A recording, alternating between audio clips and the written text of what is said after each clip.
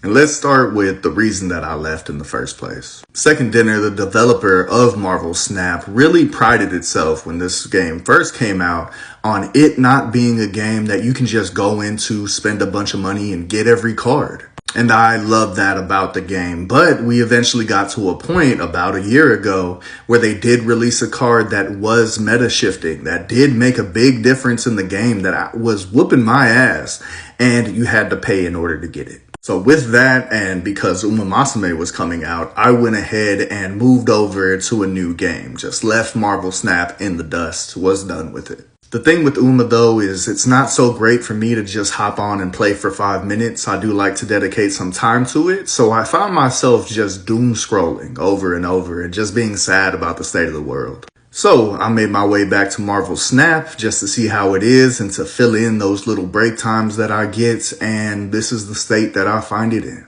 First off, it seems that they have learned their lesson. That card that I was talking about before was attached to a special game mode that you had to end up paying in order to reach that card and unlock it. That doesn't seem to be the case anymore. There are still cards attached to these specific game modes, but you are able to get them later and they are achievable. You can actually get them just by playing the game, which I appreciate. There, of course, is still monetization with it. There are still cards that you can pay for, but you can also achieve these cards after the season that they came out with is done by just playing the game. And this, again, I appreciate. And if you do choose to participate in that season pass and get that card right away, it is $10, which isn't too bad.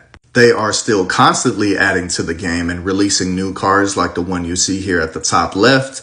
And as newer and newer cards come out, these new cards only become cheaper. You see it goes from 6,000 to that 5,000.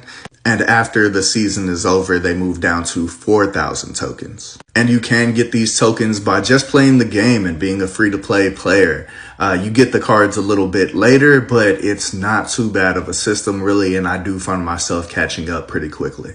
And if you have the funds, you can go ahead and just buy those tokens for yourself. It seems that Second Dinner has completely abandoned the whole you can't just go in and buy every card thing, because you can now. But even then, the cards are constantly being updated. The buffs and debuffs that they bring to each card each week is making a huge difference in the meta, and I love to see it shaking up like this. So overall, I am super happy to be back and not doom scrolling anymore, and I look forward to playing more in future seasons, but let me know what you think. And for more gaming news, reviews, and everything nerdy, be sure